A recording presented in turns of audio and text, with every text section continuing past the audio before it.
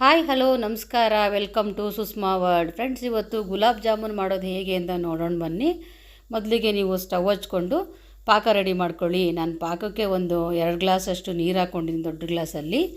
ಅದಕ್ಕೆ ನೀರು ಕಾಯ್ದ ಮೇಲೆ ನಾನು ಒಂದು 1/4 kg ಸಕ್ಕರೆ ತೊಗೊಂಡಿದ್ದೀನಿ. ಇದನ್ನು ಐ ಫ್ಲೇಮಲ್ಲಿ ಚೆನ್ನಾಗಿ ನೀವು ಕುದಿಸ್ಕೊಳ್ಳಿ. ಮತ್ತು ಚೆನ್ನಾಗಿ ಸಕ್ಕರೆ ಕರಗೋ ತನಕ ನೀಟಾಗಿ ತಿರುಗಿಸ್ತಾಯಿರಿ. ನೋಡಿ, ಈ ಥರ ತಿರುಗಿಸ್ತಾ ಇರಬೇಕು. ಒಂದು 5 ನಿಮಿಷದಲ್ಲಿ ಪಾಕ ರೆಡಿಯಾಗಿಬಿಡುತ್ತೆ. ನೀಟಾಗಿ ಈ ಥರ ತಿರುಗಿಸ್ಕೊಳ್ಳಿ. ಫ್ರೆಂಡ್ಸ್, ಇದುವರೆಗೂ ಯಾರೆಲ್ಲ ನನ್ನ ಚಾನಲ್ನ ಸಬ್ಸ್ಕ್ರೈಬ್ ಮಾಡದೆ ನೋಡ್ತಾ ಇದ್ದೀರಾ, ಪ್ಲೀಸ್ ದಯವಿಟ್ಟು ಸಬ್ಸ್ಕ್ರೈಬ್ ಮಾಡ್ಕೊಳ್ಳಿ. ಫ್ರೆಂಡ್ಸ್, ನೋಡಿ ಕುದೀತಾ ಇದೆ. ಆಲ್ರೆಡಿ ಸಕ್ಕರೆನೂ ಕರಗಿದೆ, ಪಾಕ ಆಲ್ರೆಡಿ ರೆಡಿಯಾಗಿದೆ. 5 ನಿಮಿಷದಲ್ಲೆಲ್ಲ ಪಾಕ ರೆಡಿಯಾಗಿಬಿಡುತ್ತೆ. ಫ್ರೆಂಡ್ಸ್, ನೋಡಿ ಆಲ್ರೆಡಿ ಇದನ್ನು ಇವಾಗ ಆರಕ್ಕೆ ಬಿಡಿ. ಇಷ್ಟೇ ಆರಕ್ಕೆ ಬಿಟ್ಟ ನಂತರ ನಾವು ಇವಾಗ ಜಾಮೂನು ಕಲಿಸ್ಕೊಳ್ಳೋಣ. ಜಾಮೂನ್ ಮಿಕ್ಸ್ನ ಇದು ಸೈಡ್ಗೆ ಇಟ್ಬಿಡಿ. ಇವಾಗ ನಾನು ಒಂದು ಬೌಲ್ ತೊಗೊಂಡು 1 ಪ್ಯಾಕೆಟು MTRದು ಜಾಮೂನ್ ಮಿಕ್ಸ್ ತೊಗೊಂಡಿದ್ದೀನಿ. ನೋಡಿ, ಅದಾದಮೇಲೆ ನಾನು ಕಾಯಿಸಿ ಆರಿಸಿರೋ ಹಾಲು ತೊಗೊಂಡಿದ್ದೀನಿ. ಮತ್ತು 1-2 ಸ್ಪೂನು ತುಪ್ಪ ತೊಗೊಂಡಿದ್ದೀನಿ. ಇದು ಮೂರನ್ನು ಹಾಕ್ಕೊಂಡು ನೀಟಾಗಿ ಕಲಿಸ್ಕೊಬೇಕು. ಜಾಮೂನ್ ಪೌಡ್ರು ಮತ್ತು ತುಪ್ಪ ಮತ್ತು ಕಾಯಿಸಿ ಆರಿಸಿರೋ ಹಾಲನ್ನ ಹಾಕ್ಕೊಂಡು ನೀಟಾಗಿ ಮಿಕ್ಸ್ ಮಾಡ್ಕೊಂಡು ಚೆನ್ನಾಗಿ ಕಲಿಸ್ಕೊಳ್ಳಿ.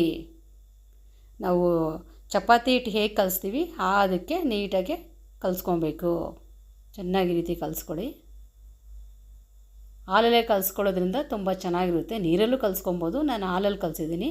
ನೋಡಿ, ಕಲಸಾಯಿತು. ಈಗ ಅದನ್ನು ಒಂದು 20 ನಿಮಿಷ ಸಪ್ರೇಟ್ ಮುಚ್ಚಿಟ್ಬಿಡಿ.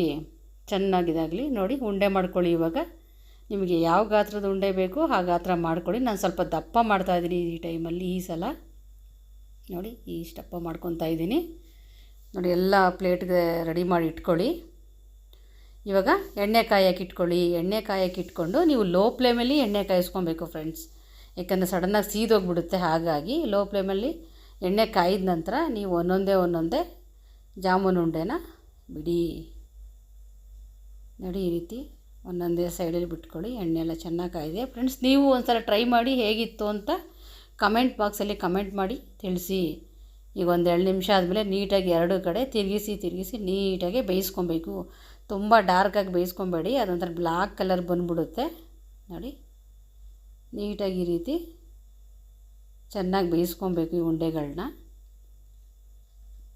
ನೋಡಿ, ಬೇಯ್ತಾ ಇದೆ. ಒಂದು ಬ್ರೌನ್ ಕಲರ್ ಬರಲಿ. ಬ್ರೌನ್ ಕಲರ್ ಬರೋವರೆಗೂ ನೀವು ಬೇಯಿಸ್ಕೊಬೇಕಾಗುತ್ತೆ. ನೋಡಿ,